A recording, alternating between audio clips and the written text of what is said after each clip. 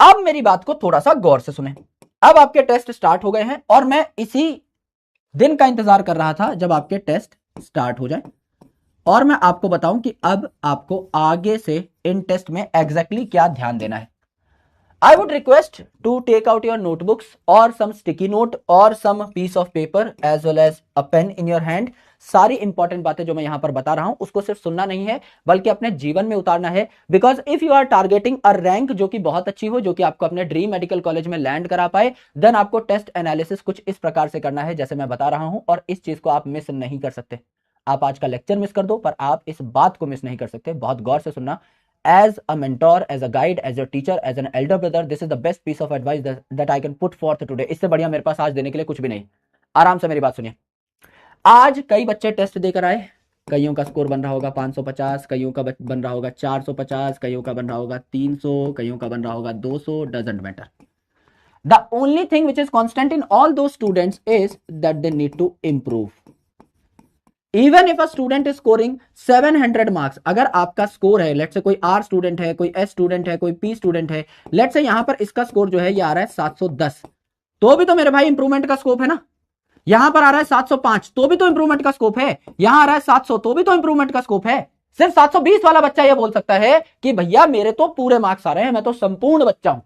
जब तक मेरे 705 710 नहीं आएंगे तब तक मैं इंप्रूवमेंट का स्कोप लेकर के नहीं बैठा हूं। अदरवाइज एक बच्चा जिसका 5 नंबर भी कटा है, क्या वो इंप्रूवमेंट का स्कोप लेकर के बैठा है? बैठा है गुरुजी, एकदम सही बात है। अब इंप्रूवमेंट आएगी कैसे, that is a concern. Improvement कैसे आएगी ये आराम से देखना।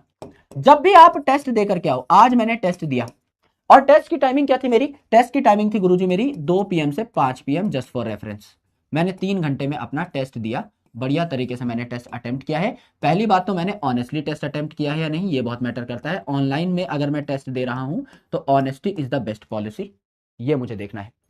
अब मैंने समझ लीजिए ईमानदारी से टेस्ट दिया एंड मेरे नंबर बन रहे हैं 450।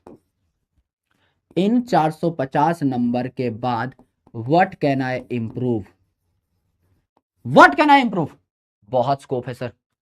450 से 550 पे जाना है, 650 पे जाना है, 720 तक जाना है। बहुत ज्यादा नंबर का स्कोप पड़ा हुआ है गुरुजी मेरे पास तो 270 नंबर का स्कोप सीधा सीधा दिखाई दे रहा है मुझे। करेक्ट, एकदम दिखाई दे रहा है सर। अब मेरी बात को गौर से सुने। बच्चे क्या गलती करते हैं? They focus on these 270 marks कि मैं इसको कैसे ले आऊं। You should focus upon these marks also कि ये कैसे आए, ये कैसे आए ये भी देखना है। गुरुजी ये तो आ ही गए हैं, इनमें क्या देखना है? नहीं, मैं समझाता हूं। इनमें से कौन सा एक ऑर्गेनिज्म नहीं है? इनमें से कौन सा एक ऑर्गेनिज्म नहीं है?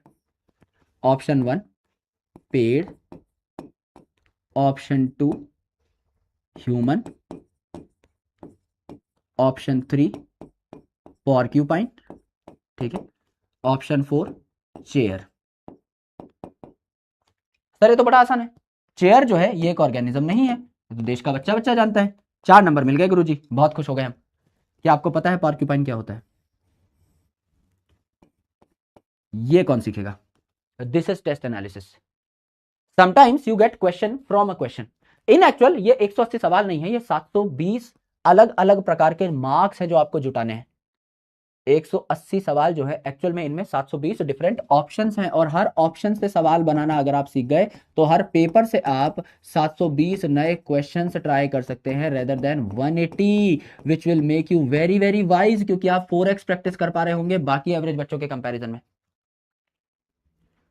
यानी हर ऑप्शन जो आपके लिए बहुत नया है, क्योंकि नीट में ना एक पैटर्न है, अगर आपको पता हो, जो कि आपको पता होगा, नहीं पता है तो मैं बता दे रहा हूं।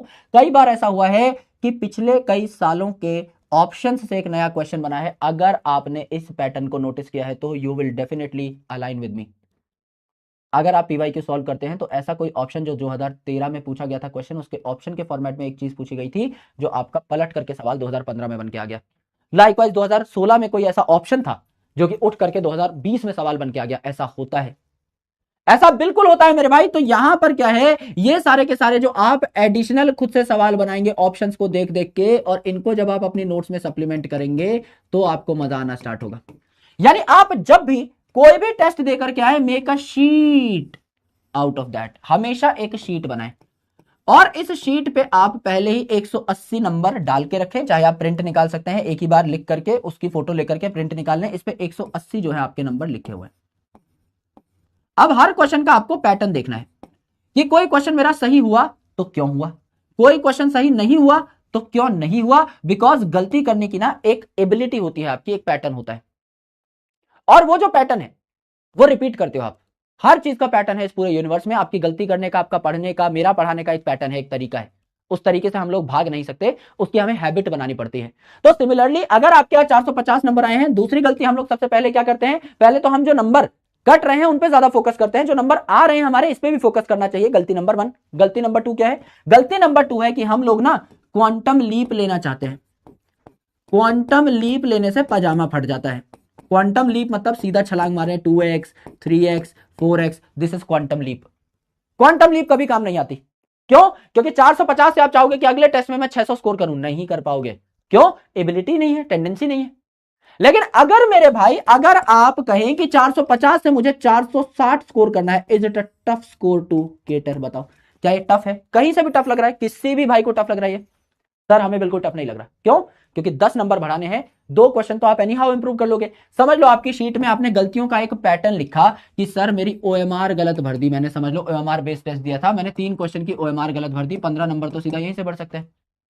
गुरुजी ओएमआर गलत भरने के साथ साथ कुछ मुझसे चिल्ली मिस्टेक हो गई, मैं तो सवाल को ठीक से पढ़ा नहीं, या गुरुजी कोई ऐसी चीज थी जो आउट ऑफ द बॉक्स थी, मुझे समझ में नहीं आई थी क्लास में, बाद में जब मैं रजिस्टर जाके देखा तो मुझे समझ में आ गई। कोई ऐसी चीज थी जो एनसीईआरटी के बाहर थी, अब एनसीईआरटी के बाहर वाले पॉइंट को मैंने नोट कर लिया अपने नोट्स में, अगली बार ऐसा कोई सवाल आएगा तो इसके चीथड़े उड़ा दूंगा, अगली बार सेम गलती नहीं होगी। या मैंने क्वेश्चन में नॉट नहीं पढ़ा, ऑल नहीं पढ़ा, सम नहीं पढ़ा, मोस्ट नहीं पढ़ा, नन नहीं पढ़ा, क्या ये सारी की सारी ग्रामेटिकल मिस्टेक मुझसे हो गई, मैंने रिविजन ही नहीं किया था, मेरी ही गलती है, मुझे याद ही नहीं आया क्वेश्चन, मैं 2 ऑप्शन में कंफ्यूज हो गया। अगर ये आप सारे के सारे रीजन ईमानदारी से लिख दोगे, so there are not more than 7-8 reasons जिससे ज्यादा आप गलती कर पाओ। ये 7-8 रीजंस ही होते हैं जो बच्चे गलतियां करते हैं, इससे ज्यादा रीजन बने ही नहीं है दुनिया में।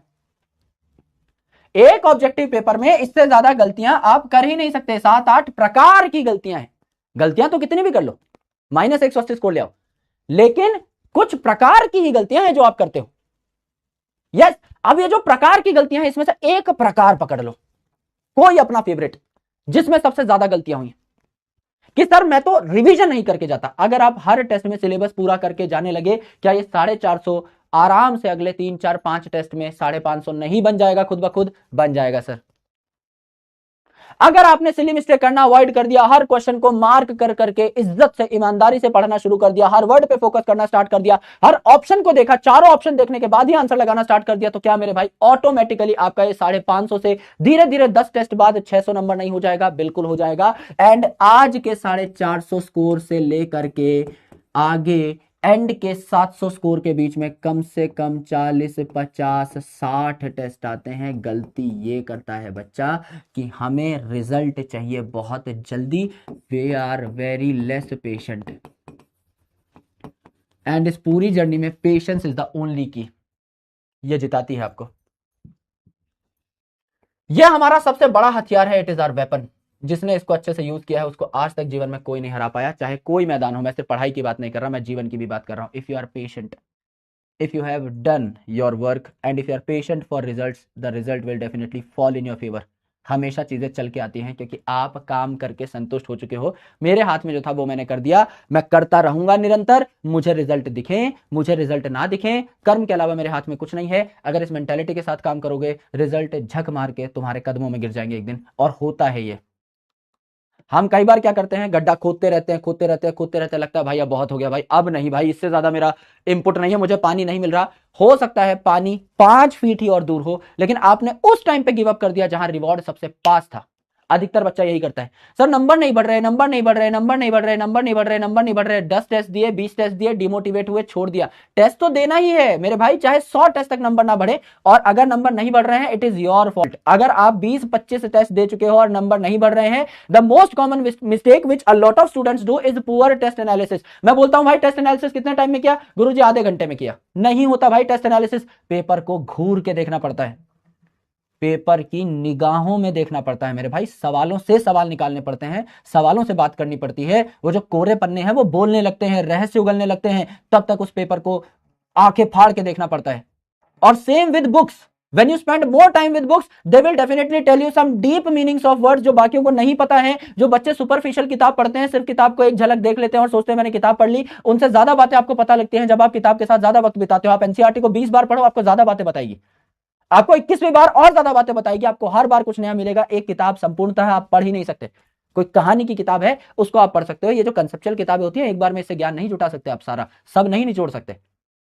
हो सकता है मैं आज भी एनसीईआरटी पढ़ूं, मुझे कुछ नया मिल जाए, ये डेप्थ की बात होती है। और ये आप एग्री करोगे, अगर आपने 10 बार एनसीईआरटी पढ़ी है अपने जीवन में, आपको पता होगा 11वीं बार भी पढ़ोगे कुछ नया मिलेगा कि भाई ये लास्ट टाइम मिस हो गया था, या इस तरीके से समझ में नहीं आया था जिस तरीके से ऑथर ने लिखा था। ये होता है, ये एक स्ट्रिक्ट पैटर्न है। सेम चीज इज विद पेपर एनालिसिस। अगर मैं 3 घंटे का पेपर दे रहा हूं, 1.5 से 2 घंटे से पहले मेरा पेपर एनालिसिस हो ही नहीं सकता। This is a practical truth. अगर आप 180 क्वेश्चन रिव्यू कर रहे हो, हर ऑप्शन रिव्यू कर रहे हो, आप कैसे आधे घंटे में कर सकते हो मुझे बताओ? 720 ऑप्शन आप आधे घंटे में रिव्यू कर लोगे? एक बार कैलकुलेट करके देखो that what time are you giving to a single option within that 30 minute time span. एक 30 मिनट के टाइम स्पेन में 720 ऑप्शन तुम देख भी लो ना, आंखें फाड़ के, बहुत बड़ी बात हो जाएगी। और तुम कह रहे हो हमने एनालिसिस कर लिया, नहीं किया भाई, धोखा दे रहे हो खुद को भी, मुझे भी उल्लू बना रहे हो यहां पे आके। ऐसे नहीं होता। पढ़ाई बहुत ईमानदारी मांगती है दोस्त, बहुत ईमानदारी मांगती है। पेपर एनालिसिस ज्यादा ईमानदारी मांगता है। और वो बच्चे जो खासकर स्टक हो जाते हैं, तुम्हारी जो सबसे बड़ी प्रॉब्लम है ना, that is paper analysis only. ये इतनी भारी चीज है, ये लगती है बहुत टुच्ची सी चीज, इतनी भारी चीज है, it can bring you your favourite medical college. आराम से तुम जो सोचोगे वो सब हो जाएगा, क्योंकि आप एक ऑब्जेक्टिव पेपर की तैयारी एक थ्योरेटिकल प्रिपरेशन से नहीं कर सकते। मैं वीडियो देख के स्विमिंग नहीं सीख सकता, मुझे उतरना पड़ेगा दरिया में, तब जाके मैं स्विमिंग सीखूंगा, क्योंकि मुझे यह पता लग गया है कि हाथ पैर मारने कैसे हैं। लेकिन जब तक मैं उन लहरों का सामना नहीं कर लेता, मुझे स्विमिंग नहीं आएगी। Some things need practicality. If your paper is theoretical, तो थ्योरेटिकल तैयारी करोगे ना, बोर्ड का पेपर दोगे, थ्योरेटिकल तैयारी से निकल जाएगा, 90 नंबर आ जाएंगे, 95 नंबर आ जाएंगे, मैं तो खुद कह रहा हूं। लेकिन when you are preparing for an objective examination, you can't go with theoretical preparation. ऐसे अधिकतर बच्चे होते हैं जो क्लास में बोलते हैं सब समझ में आ गया, सवाल नहीं बनते। Question solving is a different game. Question solving needs a different ability. ऐसे कई बच्चे हैं जिनको तुमसे कम नॉलेज होगी, जो तुमको दे के मारेंगे भाई, पेपर में उठा के पटक देंगे नीचे, दबोच लेंगे। क्यों? Because they have a problem solving aptitude. ऐसे कई बच्चे होते हैं जिनकी स्किल्स बहुत अच्छी होती है। And this is a skill based game, this is not a knowledge based game. यहाँ कौन जीतेगा? जिसको बहुत नॉलेज है। तुम बायोलॉजी की 10 किताब पढ़ के चले जाओ, कितने आएंगे? 360 ही आएंगे ना मैक्सिमम। और एक बच्चा एनसीईआरटी को 10 बार पढ़ के भी 360 ही लेके आएगा, और वो बचा हुआ टाइम जो तुमने बायोलॉजी की किताबें एक्स्ट्रा पढ़ने में निकाल दिया, उसको फिजिक्स केमिस्ट्री में लाके तुम्हारी फिजिक्स केमिस्ट्री में धज्जियां उड़ा देगा, और मेडिकल सीट तुम्हारे मुंह में हाथ डाल के छीन लेगा। It is a competition, you need to understand this thing very well, कि बहुत ज्यादा पढ़ने से सिलेक्शन नहीं होगा मेरे भाई, बहुत कंसाइज चलना पड़ेगा, और उस कंसाइज चीज को मल्टीपल टाइम्स पढ़ना पड़ेगा, अलग अलग फॉर्मेट में, जिससे तुम बोर ना हो। ये तरकीब है कॉम्पिटिटिव एग्जाम निकालने की। हर कॉम्पिटिटिव एग्जाम तुमसे कुछ डिमांड करता है, तुम्हें उन डिमांड्स को समझना होगा मेरे भाई। और नीट क्या डिमांड करता है? नीट डिमांड करता है पेशेंस वाली preparation for a longer time with limited confined resource with a lot of practice with a lot of analysis. ये if you do anything with maths, if you do anything with numbers, you will definitely kill the game.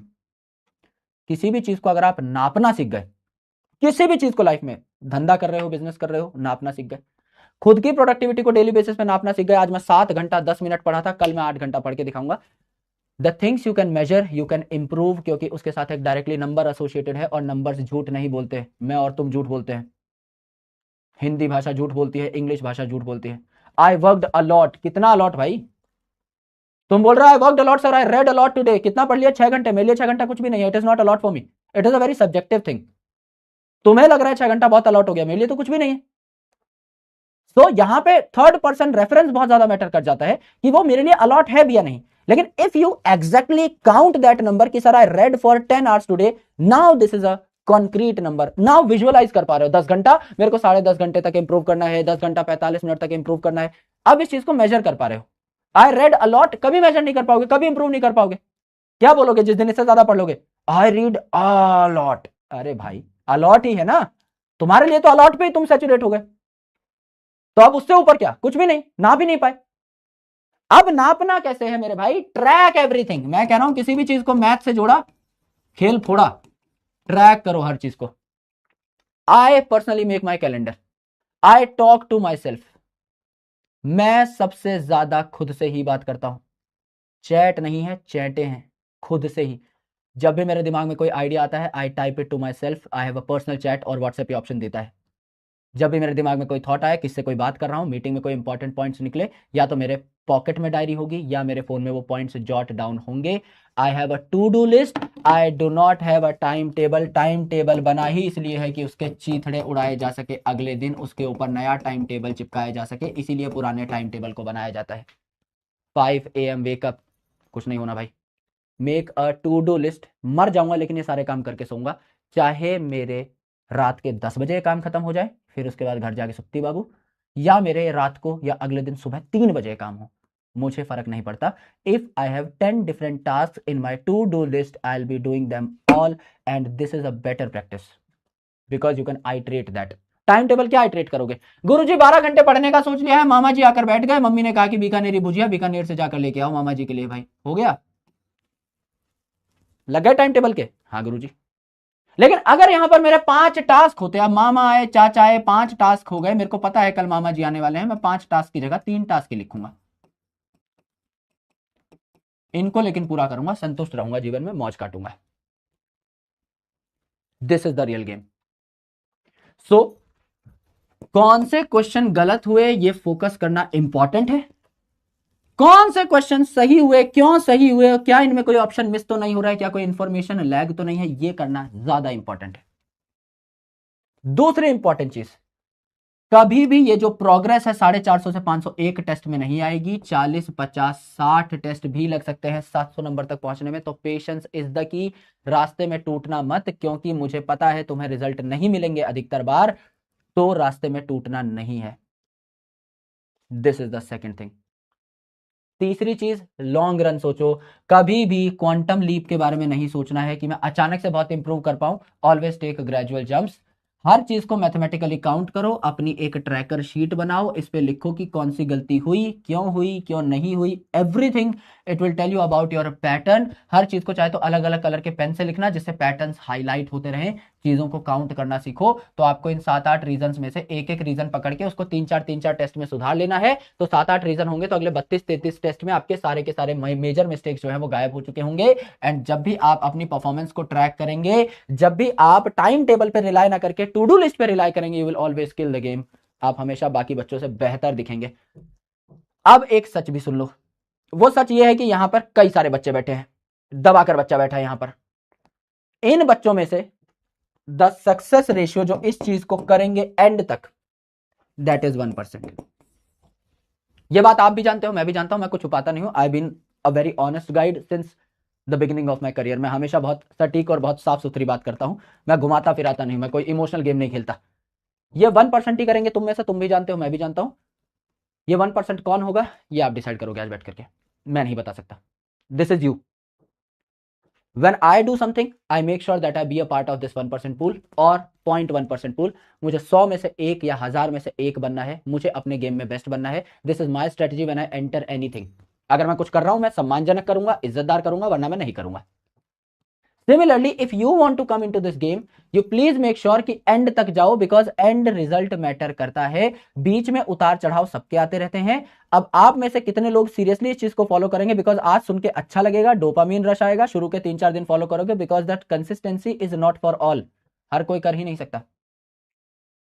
अधिकतर लोग टूट जाएंगे, रास्ते में ही बिखर जाएंगे। उनको ना टूटना पड़े, इसीलिए मैंने ये बात बता दी पहले ही कि ये परम सत्य है कि आपको रिजल्ट नहीं मिलेंगे शुरू में। ये सत्य है, मुझसे आज लिखवा लो। हो सकता है अगले 20 टेस्ट में आपके 10 ही नंबर बढ़े, 15 ही नंबर बढ़े, 20 नंबर बढ़े, लेकिन अचानक से मेरे भाई लाइफ में जब आप बहुत सारे रीजंस के ऊपर काम कर लोगे, अचानक से नंबर बढ़ेंगे, उस दिन तक आपको टिकना पड़ेगा, है ना। जैक मा बोलते हैं, आज कठिन है, कल ज्यादा कठिन है, परसों सुनहरा है, लेकिन अधिकतर लोग कल शाम को ही मर जाएंगे, यानी कल शाम को ही गिव अप कर देंगे। आज बहुत कठोर दौर देखा, कल का बहुत कठोर टाइम देखा, परसों जब फ्रूट्स लेवरेज करने थे उससे पहले ही गिव अप मार दिया। परसों के फ्रूट तक टिकना है हमको, ये बात समझनी है आपको आज के इस सेशन से। इससे बेहतर एडवाइस मैं कह रहा हूं मेरे पास है ही नहीं। एक ऐसा बच्चा जो नीट की तैयारी कर रहा है, जो कहीं से भी पढ़ रहा है, जो टेस्ट को सीरियसली लेना चाहता है, उसके लिए इससे बेटर पीस ऑफ एडवाइस मैं आज दे ही नहीं सकता कि मैं आपको पेशेंस सिखा दूं और मैं आपको रियल गहराई बता दूं कि चीजें काम कैसे करती हैं। ऐसे ही काम करती हैं, अचानक से रिजल्ट नहीं आते और हम रिजल्ट के पीछे भागते हैं। We should fall for the process. हमें प्रोसेस से प्यार होना चाहिए मेरे भाई। गाना सुनते हो ना, सफर खूबसूरत है मंजिल से भी। यस गुरुजी, ये एकदम सही बात है। You should understand the process well. Process से अगर प्यार हो गया ना, पढ़ाई से अगर प्यार होगा, रिजल्ट क्यों नहीं आएगा? सोच के देखो।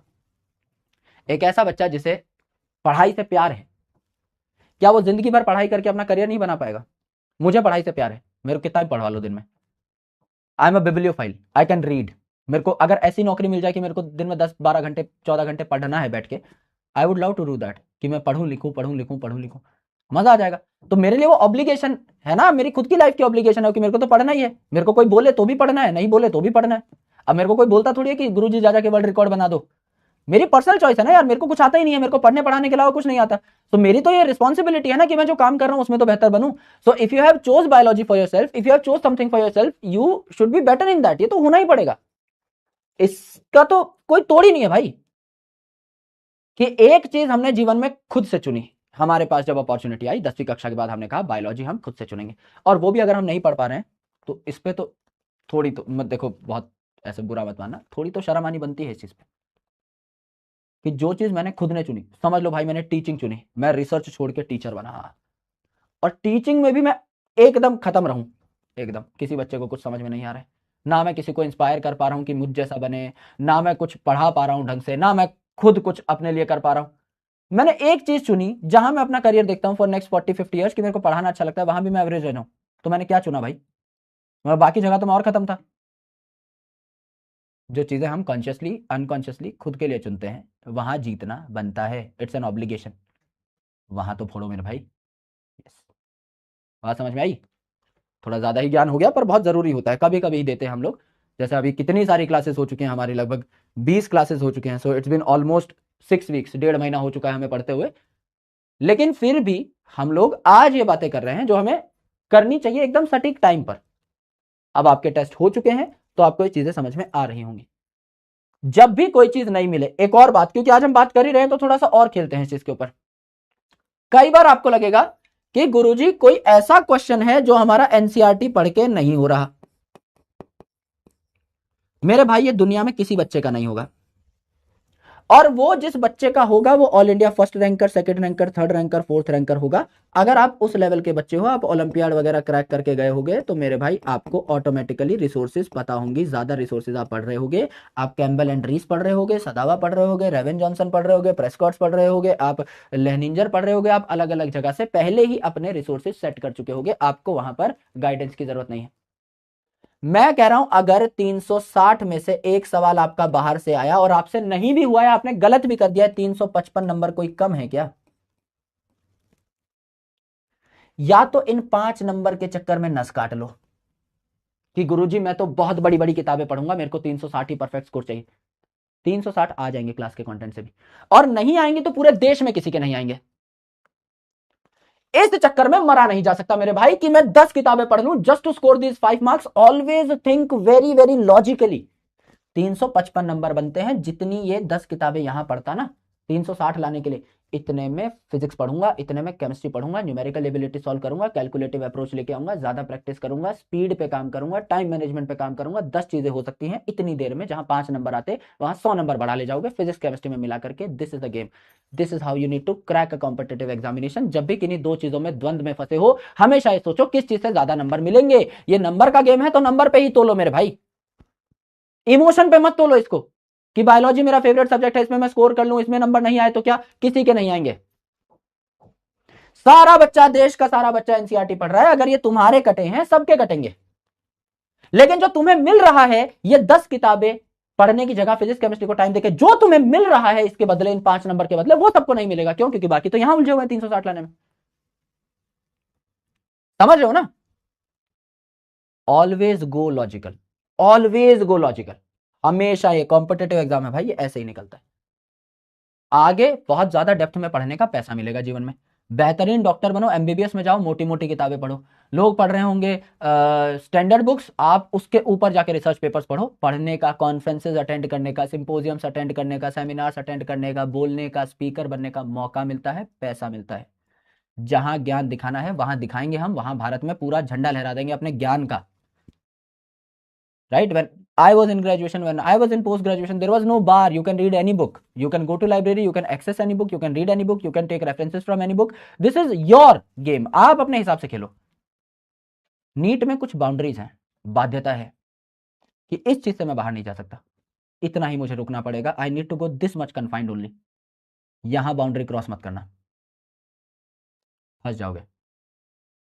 जहां क्रॉस करानी होगी मैं साथ ही रहूंगा। अभी इस बार तो मैं नीट पीजी भी पढ़ाने वाला हूं। मैं am teaching biochemistry, I am taking a bridge course for the first time. तो मैं मेडेट पे भी पढ़ाऊंगा, तो नेक्स्ट ईयर आपके साथ ही रहूंगा मैं, आपकी फर्स्ट प्रॉफ की जर्नी में। तो आपके साथ वहां भी रहूंगा, तो आपको ऑटोमेटिकली पता लगता रहेगा भाई क्या करना है क्या नहीं करना है।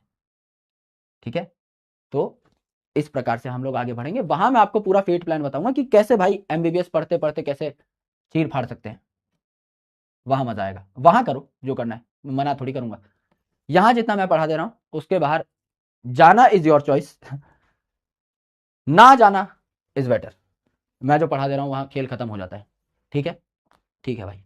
कुछ नई नई चीजें आ रही हैं, सो ऑटोमेटिकली उनको भी जब आप लेवरेज करेंगे आपको मजा आएगा। आपके लिए ही तैयार हो रही हैं, मैं शुरू में बस प्रॉमिस नहीं कर रहा हूं, लेकिन अगले कुछ हफ्तों में आपके लिए कुछ बड़ा तगड़ा मसाला आएगा। मैं उस पर काम करना स्टार्ट कर चुका हूं। रात को अभी मैं लगभग 12 से 4 बजे का टाइम उसी चीज को दे रहा हूं, तो कुछ कुछ आ रहा है आपके लिए, तो यू लव इट, है ना। चलो, तो ये बात है भाई। इतना आई होप आपको समझ में आया होगा। ज्यादा ही ज्ञानवर्धक हो गया है क्या सेशन? हाँ, हो तो गया है। Revision strategy, revision should be done by Ebbinghaus forgetting curve. Scientific method है, देश का बच्चा बच्चा जानता है, नहीं जानता है तो आप जान लो। जब आप ज्ञान जुटाते हो तो वो ज्ञान धीरे धीरे डिप होता है। फॉर एग्जाम्पल, आज आपने टॉपिक पढ़ा, ये ज्ञान डिप हो जाएगा, ऐसे एक कर्व बनता है। It is called Ebbinghaus forgetting curve. यानी आज आपने कोई चीज पढ़ी और समझी, आज आपका ज्ञान 100% है। अगर आपने सारी चीज पढ़ी समझी रिवीजन कर लिया, 100% है। धीरे धीरे ज्ञान जो है डिप हो जाता है। एक दिन के अंदर ही आपके दिमाग में लगभग लगभग 33% डेटा बचता है। कल तक ये 33% रहेगा इफ यू वोंट रिवाइज। एक हफ्ते बाद ये लगभग 20% के आसपास हो जाता है, एंड एक महीने बाद ये लगभग 5% के आसपास हो जाता है। जीवन में क्या करें? तंग करें कुदरत के नियमों को। कैसे? जब भी कोई तुम्हें भुलाने की कोशिश करे, सामने जाके नाच दो। इसी प्रकार से जब भी हमें कुछ याद ना आए, उल्टी रिवर्स मैपिंग, रिवर्स साइकोलॉजी, ये चाहता है कि तुम भूल जाओ इसे। ये 33% हुआ, शाम को ही रिवीजन मार दिया जो पढ़ा था उसका। अच्छा बेटा, ये 100 पे ले गए। एक हफ्ते बाद बोला भैया 20% ही याद रहेगा, कोई बात नहीं, ये हमारा रिवीजन। एक महीने बाद ये ले। जब आप कॉन्क्रीट 4-5 रिवीजन करते हो, आपके दिमाग में चीजें फिट हो जाती है। तो नियम जो बने हैं, ये भी किसी ने पैटर्न बनाया है ना, नोटिस किया है? पैटर्न के साथ खेलो, छेड़खानी करो। करेक्ट। आज कुछ लगा गायब हो रहा है, तब की तब रिवीजन। कल कुछ लगा कुछ गायब हो रहा है, तब की तब रिवीजन।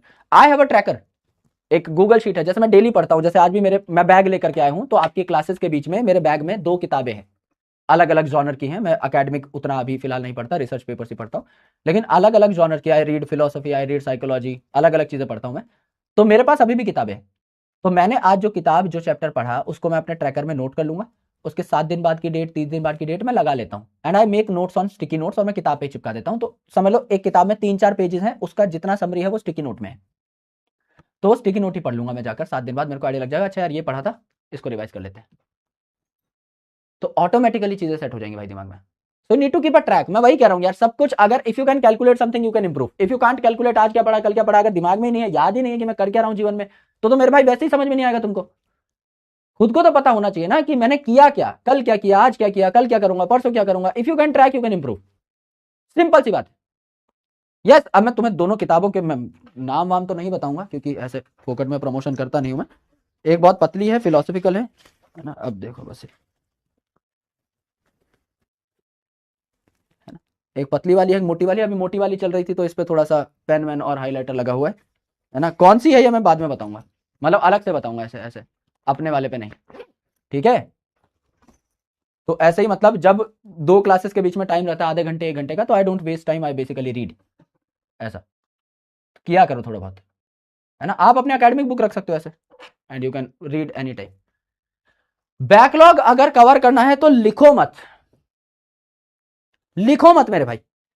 लिखने में और पढ़ने में 10 गुना टाइम का फर्क है। अगर आप एक चीज 1 घंटे में समझ सकते हो, लेट्स से आपने मेरे 2 घंटे का लेक्चर देखा 1 घंटे में 2x पे, और इसी चीज को अगर आप लिखोगे you will definitely take more time. अगर आप 2x पे भी देख रहे हो आपको 3 से 4 घंटा लग जाएगा, ये तो मिनिमम बता रहा हूं मैं, इससे ज्यादा भी टाइम लग सकता है अगर आप एक एक चीज रंगा रंग लिख लिख के करोगे तो। 3 से 4x का भी अगर आप टाइम गैप लेके चलते हो तो मेरे भाई लिखना फिलहाल छोड़ो। जैसे हम स्कूल में करते हैं ना कि भाई कोई लेक्चर मिस हो गया, फटाफट जाके किसी दोस्त की कॉपी मांगी, रगड़ दिया सारा काम। लिखने का काम कभी भी कर सकते हो, उसमें कॉन्शियस एफर्ट नहीं लगते, लेकिन समझने का जो है वो बहुत अच्छे से होना चाहिए। तो समझ के रफ रफ रफ रफ लिखते रहो। वो काले पेज वाली कॉपी आती है ना 10 रुपए में लूट लो वाली, उस पर rough rough rough rough scribble करते रहो, जिससे कि आपका टाइम वेस्ट ना हो, जितने जल्दी स्क्रिबल कर पा रहे हो। Don't try to make very good notes, लेकिन एक बार समझ लिया अब हो गया, शांति हो गई कि हाँ लेक्चर देख लिया, अब जब मेरे पास टाइम होगा कभी रात में दिन में बैठ के मैं नोट्स तो कभी भी बना लूंगा, तो कोई दिक्कत नहीं। तो that's how you can crack backlogs, है ना। और रिकॉर्डेड देख सकते हो चीजें जब रात में टाइम मिले तो उस हिसाब से, है ना। ठीक है, ठीक है भाई। ऑलराइट, इतनी बात है बस।